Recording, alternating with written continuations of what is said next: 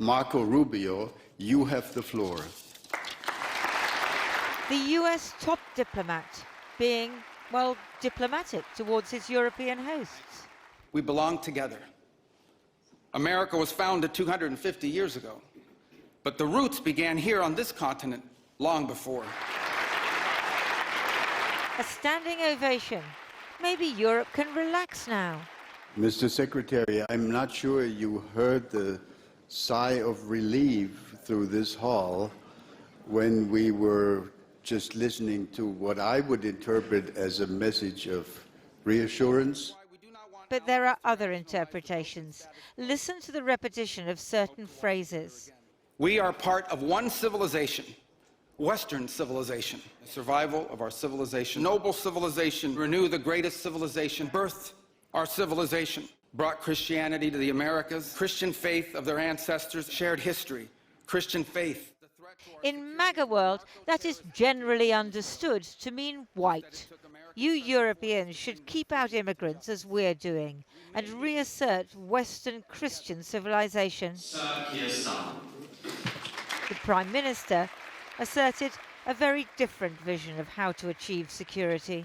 True to the vibrant, free and diverse societies that we represent, showing that people who look different to each other can live peacefully together. Now, we are not the Britain of the Brexit years anymore, because we know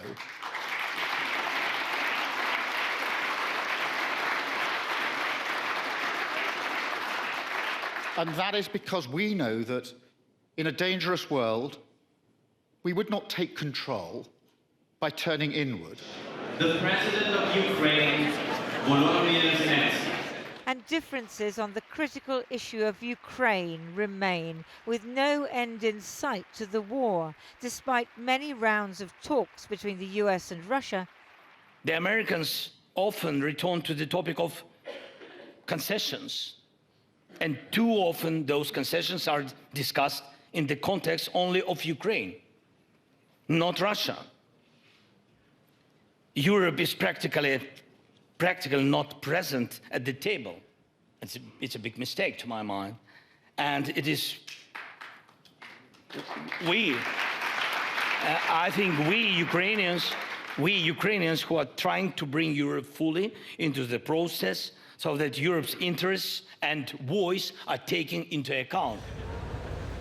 The German Chancellor left the conference knowing that he must keep trying to persuade the Americans to support Ukraine. But the transatlantic rift is real, and nothing that has been said this weekend has closed it.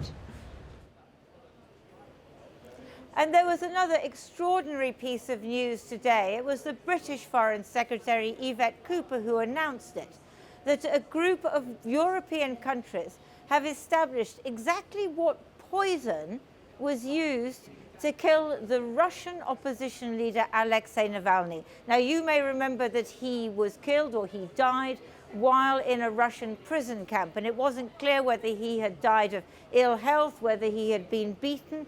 They said no. They said that the culprit, and they had found this from examining his body, was the Ecuadorian dart frog. Now, that is a very small, very toxic creature that you find in South America. So not polonium, not Novichok, but the Ecuadorian dart frog. Now, this was how Navalny's widow, Yulia, reacted to the news. It's hard for me to find the right words.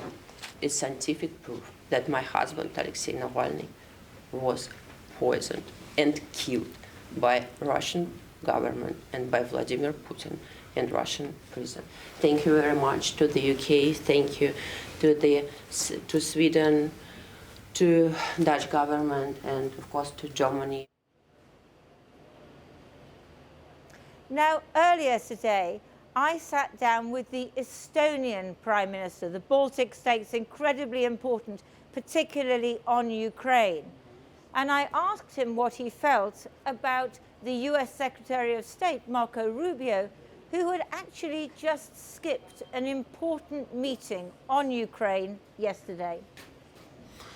To be honest, it happens that he announced that he won't be showing up. He had different meeting. That is understandable. It's also about Middle East. But for us, I say that right now, in this meeting and in Munich, I would say the transatlantic bond is repairing itself a little bit, but we will see how it goes.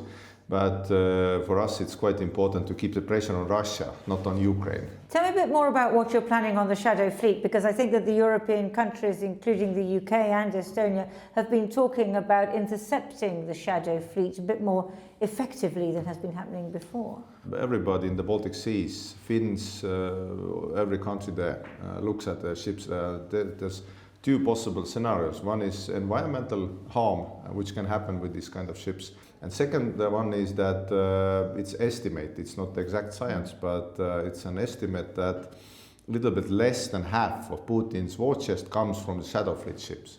So this is energy trade for him. So what are we doing? We are asking for documentation. We are limiting the movement. We are limiting the services. But is there anything more that you can do? Maybe more actually intercepting on the high seas. I mean, we've seen what the Americans have been doing with what they call the narco ships off Venezuela in the Caribbean. There are certain constraints for the democratic countries. If you limit energy trades for Russia, then there's no point to having this kind of shadow fleet ships going. That is the first thing. Second thing is asking for the documentation, insurance, and so on. Third is to limit the countries giving the flags to the ships, because this is quite important, because some of the ships we have intercepted, they have changed the flags on seas, which is not possible by the laws. One of the things that the NATO Secretary General Mark Rutte said yesterday was that the Russians weren't doing as well on the battlefield as they were trying to say. In fact, that they were proceeding, he said, at the speed of a garden snail. Yes, this is true what Rutte says, and everybody has been saying that Russia is giving the impression that they don't need anything, they are doing well and so on. But at the same time, they're losing 35,000 casualties per month. So can you imagine that number in any democratic country?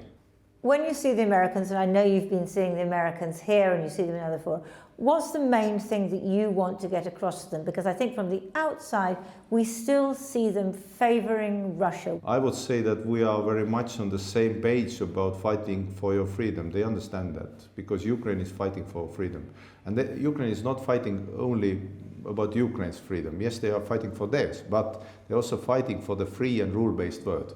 If you have this kind of... Which the Americans say is over.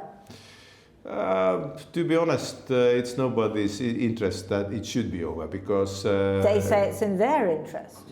Probably not, because as it has been said in Munich Security Conference many times, that even the strongest of us needs friends. Prime Minister, thank you very much. Yeah, thank you.